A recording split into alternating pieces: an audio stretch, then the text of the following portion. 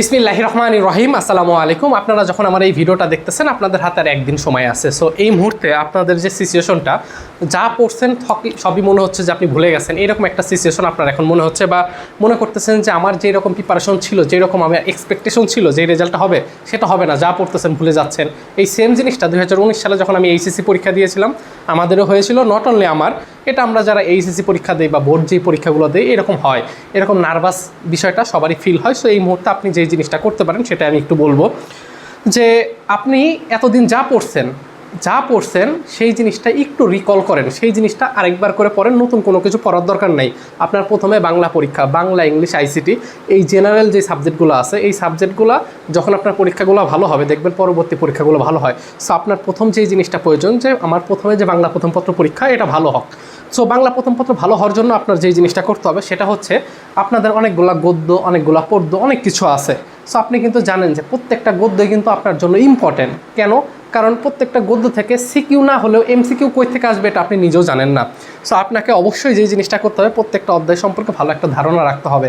এখন প্রত্যেকটা অধ্যায় আপনাকে নতুন করে এইটুকু সময়ের মধ্যে পড়া আপনার জন্য অনেকটা কঠিন হয়ে যায়। সো আপনি যেই জিনিসটা করতে পারেন, যেই গদ্যটা আপনি পড়তে চান, যেই গদ্য বা যেই পদ্যটা আপনি পড়তে চান সেই গদ্য বা সেই পদ্যটা আপনি জেমিনি বা চ্যাটজিপিটি তে ওই জিনিসটা লেখে, এটার যে মেইন যে সারমর্মটুকু আছে সেই জিনিসটা আপনি চ্যাটজিপিটিকে যদি বলেন সে আপনার 5 মিনিট না, মানে সে আপনাকে 1 মিনিটের মধ্যে সেই জিনিসটা বানিয়ে দিবে, যে সারমর্মটুকু যে এই গদ্য থেকে আসলে আলটিমেটলি কী পড়া উচিত, মানে কী পড়তে হবে।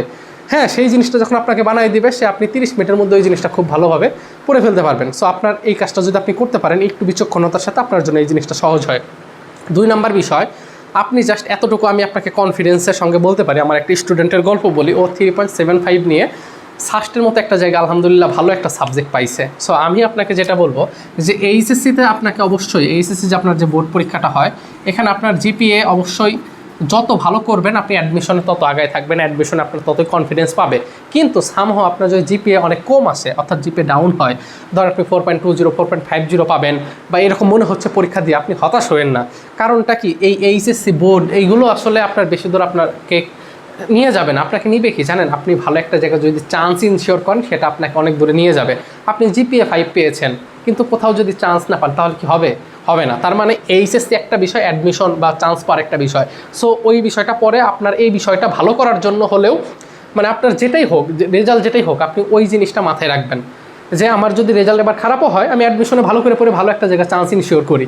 এখন মনে হচ্ছে যে আমি কিছুই পড়ি না, কিছুই পারবো না, এটা আমাদেরও মনে হয়েছে, কিন্তু যখন পরীক্ষার হলে যাবেন বসবেন দেখবেন যে অনেক কিছুই পারতেছেন, অনেক কিছুই লেখা যাচ্ছে।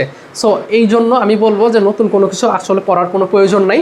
আপনি যেই জিনিসটা করতে পারেন, যেই গদ্যগুলো আপনি খুব ভালো পারেন সেই জিনিসটা আপনি চ্যাটজিপিটি বা জেমিনিতে লিখলে এটার যে মেইন সারমর্মটুকু সেটা আপনার সামনে চলে আসবে। সেই সারমর্মটুকু আপনি পড়লেন, পরীক্ষা দিলেন, একটা বিষয় চলে গেল। 2 নম্বর যে বিষয়টা আমি আপনাকে বলতেছি যে আপনি রেজাল্ট তো যত ভালো করবেন সেটা আপনার অ্যাডমিশনে আগে রাখবে, কিন্তু রেজাল্ট খারাপ হলেও যে আপনি একদম পস্তায় যাবেন বিষয়টা এমন কিছু না। আমি কি বুঝাইতে পারতেছি? সো অনেকে মনে করে যে আমার তো রেজাল্ট খারাপ হয়ে যাবে, আমি তো আসলে আমার কিচ্ছু হবে না, এই না সে না, এগুলো আসলে কিছুই না। এরকমও ঢাকা ইউনিভার্সিটিতে অহরহ স্টুডেন্ট আছে 4.20 4.50 নিয়ে ঢাকা ইউনিভার্সিটির মতো জায়গায় পড়াশোনা করতেছে।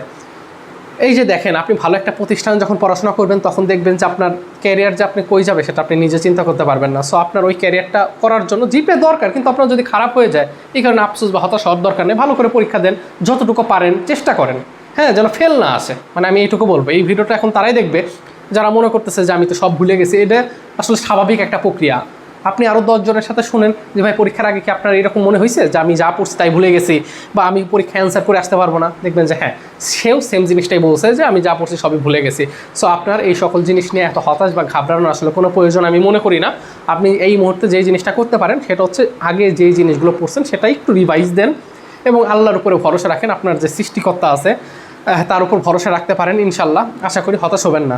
এখন থেকে আমি প্রতিনিয়ত ইনশাল্লাহ আপনাদেরকে এইচএসসি যারা 26-এ পরীক্ষা দেবেন আপনাদের একদম অ্যাডমিশনের শেষ মুহূর্ত পর্যন্ত আমি থাকবো। যদি আমার চ্যানেলে আজকে নতুন হয়ে থাকেন অনুরোধ থাকবে সাবস্ক্রাইব করে রাখা এবং ফেসবুকে যদি ভিডিওটা দেখেন অবশ্যই অনুরোধ থাকবে ফলো দিয়ে পাশে থাকার জন্য। আসসালামু আলাইকুম।